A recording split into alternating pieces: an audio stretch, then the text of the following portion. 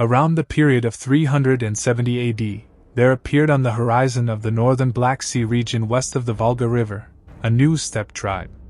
The fierce nomadic and warlike people. The worst of the savages the Romans had ever seen. Mounted on the backs of the horses, they moved like the winds, almost invincible to the Romans' eye. Their barbaric ways and savagery looks were so uncanny that their sheer appearance was enough to send a chill through the spines of the Roman soldiers, as described by the contemporary authors. They are known by the name, the Huns. Ammianus Marcellinus, a 4th century AD Roman soldier and historian, describes them in the following manner. The people called Huns, slightly mentioned in the ancient records, live beyond the Sea of Azov, on the border of the frozen ocean, and are a race, savage beyond all parallel. And then, they all have closely knit and strong limbs, and plump necks. They are of great size and low-legged, so that you might fancy them two-legged beasts, or the stout figures which are hewn out in a rude manner, with an axe on the posts at the end of bridges. They are certainly in the shape of men, however uncouth, but are so hardy that they neither require fire nor well-flavored food, but live on the roots of such herbs as they get in the fields, or on the half-raw flesh of any animal, which they merely warm rapidly by placing it between their own thighs and the backs of their horses. They never shelter themselves under roofed houses, but avoid them as people ordinarily avoid sepulchres, as things not fitted for common use. At the peak of their time around 450 AD, they controlled a vast area, expanding from around the Volga River in the east to the Rhine River in the west, assimilating all the people of the area into its confederacy. With their relentless mounted cavalry and seemingly unquenchable thirst for conquest, the Huns struck terror into the hearts of both the Eastern and Western Roman empires, forever altering the course of history through their sweeping campaigns of destruction and dominance. Yet beyond their military prowess, the Huns' origins, culture, and ultimate legacy continue to captivate the imagination of both the historians as well as the enthusiasts. As to the question of who they actually were, and where did they came from? This question has seen seemingly endless debate since 1757, when Joseph de Guinea in his almost legendary work proposed that the European Huns of the 4th and 5th century AD were identical to the Xiongnu people. This thesis was then popularized by Edward Gibbon in his work, The History of the Decline and Fall of the Roman Empire. But the more recent historians and experts, most notably Menschenhausen and Dennis Senor, showed skepticism about the Hun-Xiongnu connection. They suggested that if there was any connection between the Huns and the Xiongnu, it is more likely to have been cultural rather than blood connection. But the evidence that we have suggests a very strong connection between the Huns and the Xiongnu. In the year 1948, a letter was published. This letter was written by a Sogdian merchant named Nanavandi, dating to the year 313 AD. It was sent from the Gansu region of western China, relating to the fall of the imperial Chinese capital Luoyang, to the southern Xiongnu in 311 AD.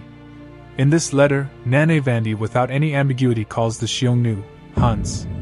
Another recent piece of evidence which came out later, that is the translations of 2 ancient Buddhist sutras by Zhu Fahu, a Buddhist monk from the western Chinese city of Dunhuang, reaffirmed this identification.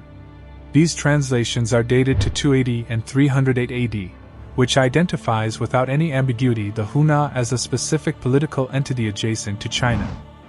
From this it becomes very clear that the Xiongnu of Mongolia and China, and the European Central Asian Huns, had exactly the same name. And then there is the Hunnic cauldrons, one of the key archaeological markers of Hunnic presence, which most of Inner Asian scholars now agree that they were derived from Xiongnu cauldrons of the Inner Mongolian region. These cauldrons, which had religious function, were used in the same way in both earlier Xiongnu and the later Hunnic contexts, their placement being on the banks of rivers. But the fact that the Huns and Xiongnu had the same ethnic or rather political name, and shared very similar religious and cultural practices, does not prove that they were genetically related, although it makes the case more likely. The very idea of genetic or racial identification becomes wrong when one takes into consideration the nature of the population groups that constituted both the Xiongnu and the Huns. The Huns and other Inner Asian steppe people like the Xiongnu were heterogeneous political categories, rather than homogeneous ethnic or racial groups. Huns were a complex political entity that consisted of a wide variety of ethnic, racial, and religious subcategories, all in the process of fusion and acculturation, accommodating a great diversity of lifestyles and customs, and they were most likely also multilingual.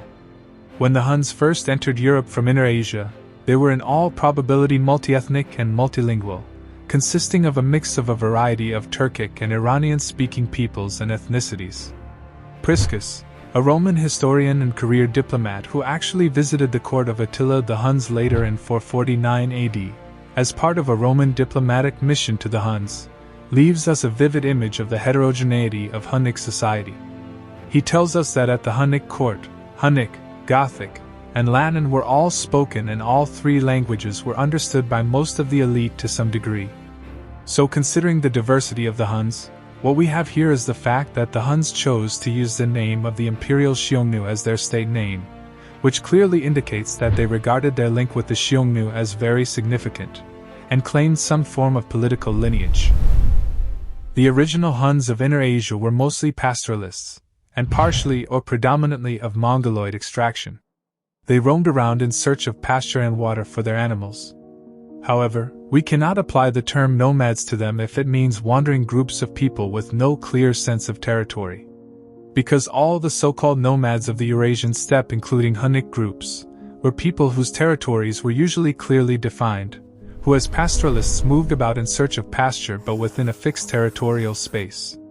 And these nomads were operated under tight political organizations. As stated earlier, they were hardly homogeneous either in lifestyle or in ethnic composition. Most of the confederacies and the nomadic states in Eurasian history possessed both the pastoralist and sedentary populations, and the Huns were no exception. The herds that the Hunnic nomads drove around according to Ammianus consisted of cattle, horses, goats, and above all, ships, which although unmentioned are more essential to the steppe nomads. The standards of their production seem quite low, and they do not appear to have worn woolen clothings, nor is there any evidence that they knew how to weave. They therefore used their wool on the sheepskin, or in the form of felt. Their clothing was made of either linen or of the skins of marmots stitched together. And maybe owing to the harsh condition of the Huns' life, we are told that they wore their clothes on their backs, until they began to disintegrate and fell off bit by bit. They wore leggings of goat skin and round caps on their heads, of what materials we do not know.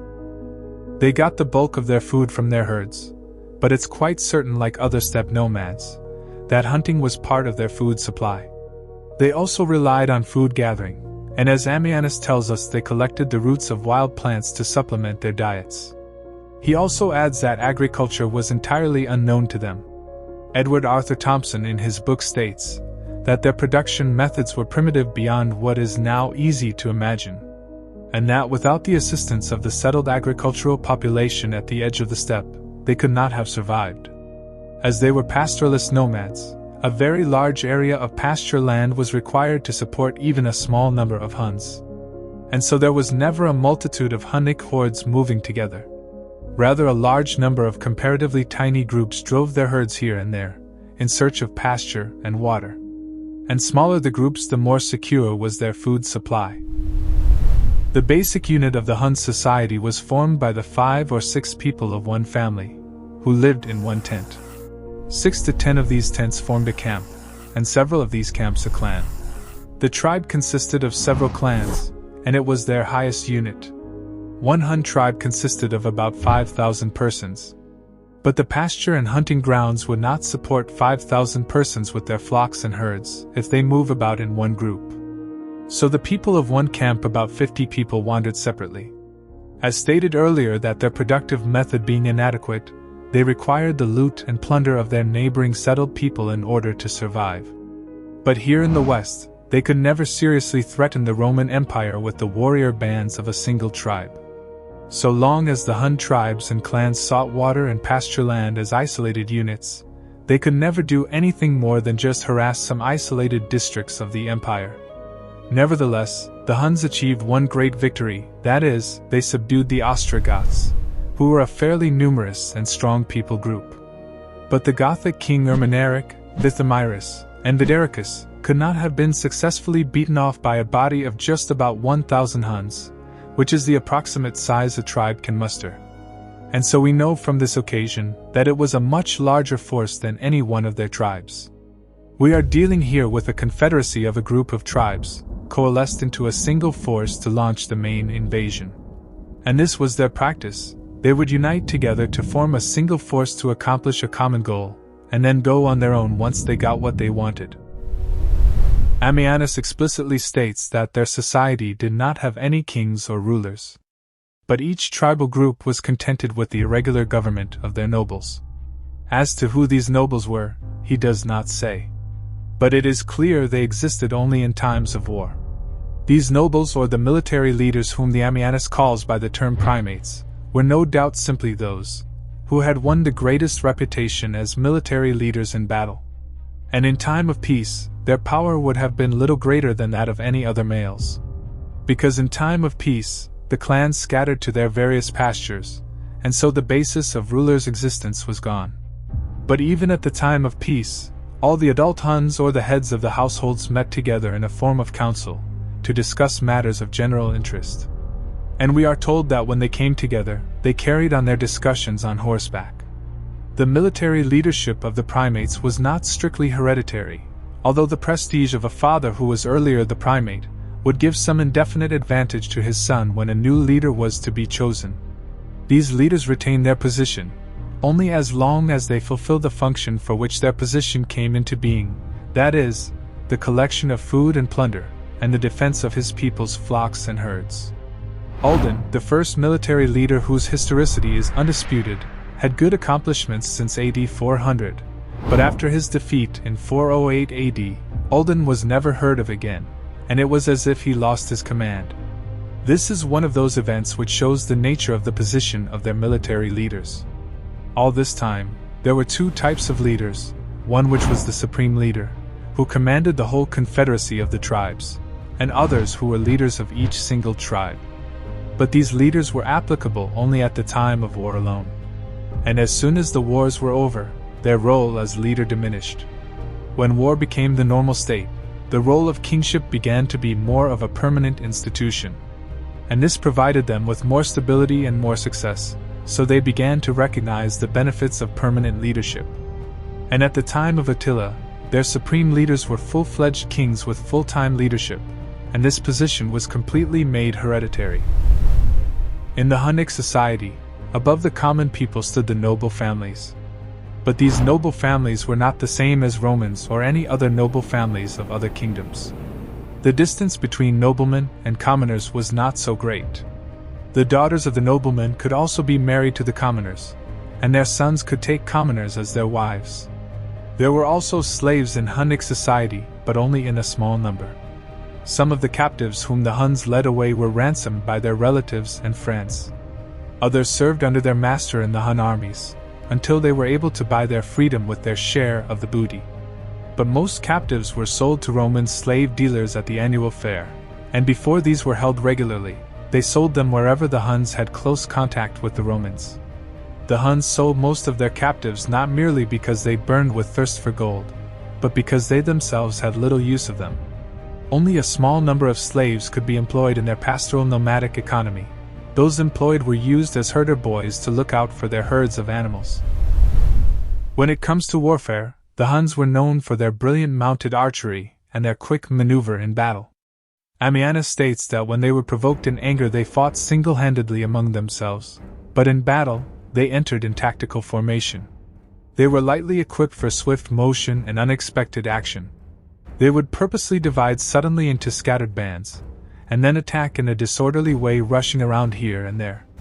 Sometimes they would pretend to fall back, and when their opponent's army is in disorder in pursuing them, they would suddenly stand their ground and attack them back, making use of their opponent's disorder, dealing terrific slaughter. And because of their extraordinary rapidity of movement, they could not be discerned when they would break into a rampart or pillage an enemy's camp. And on this account, no one hesitated to call them the most terrible of all warriors.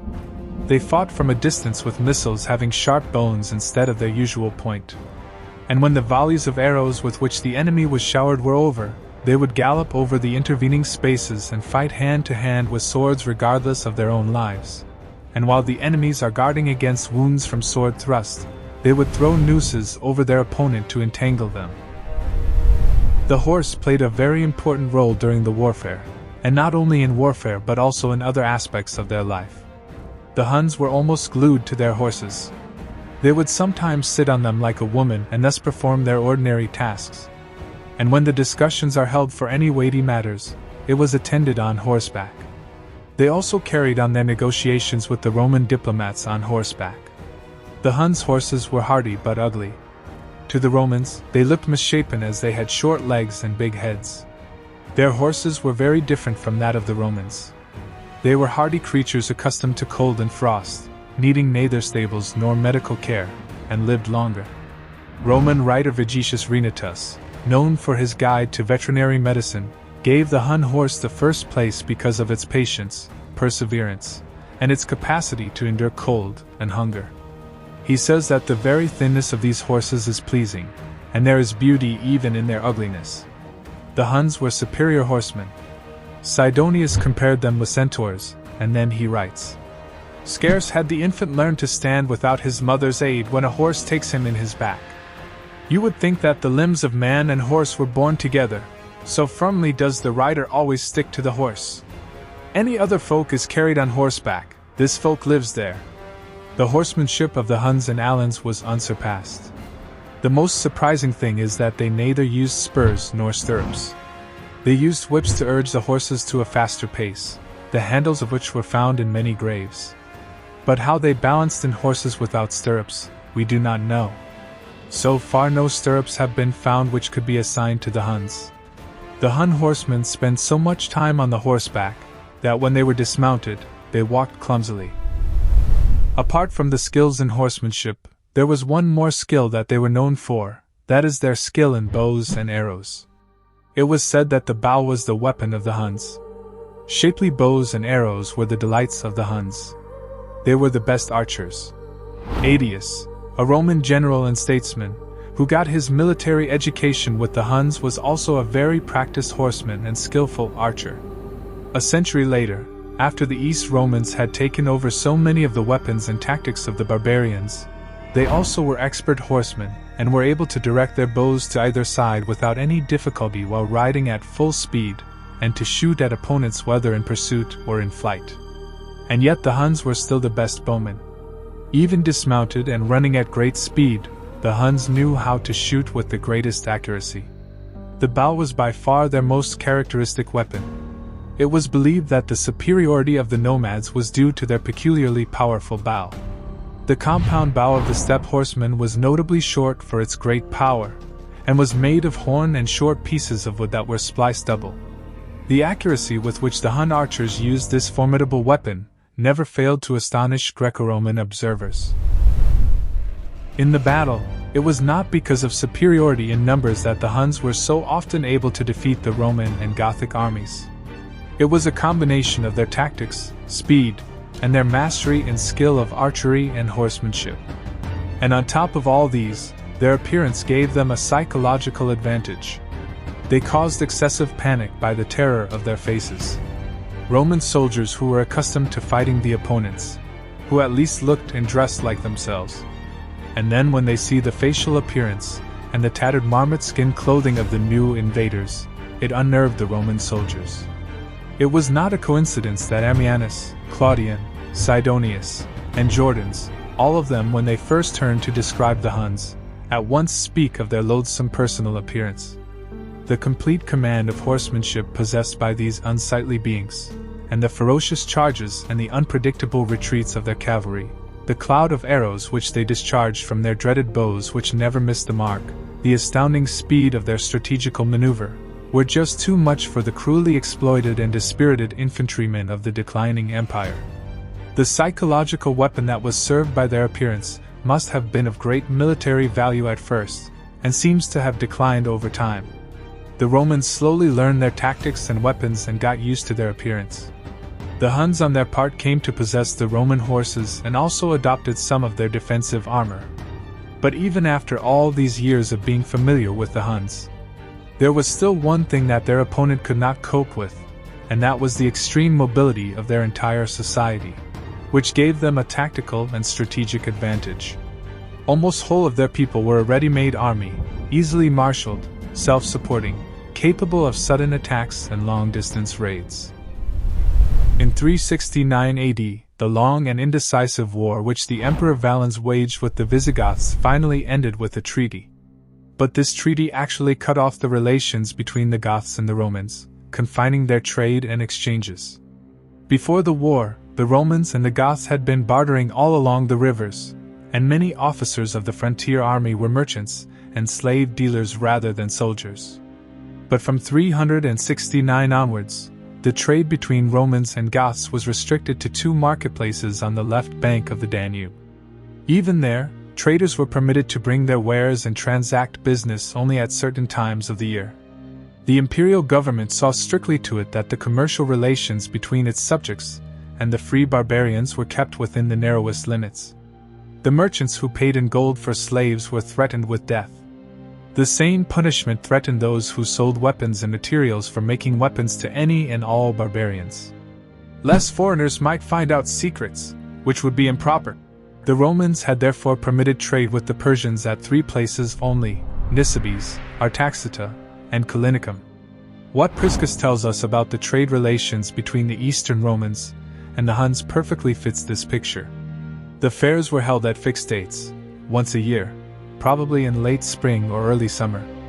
After 447, it was shifted to Nisus.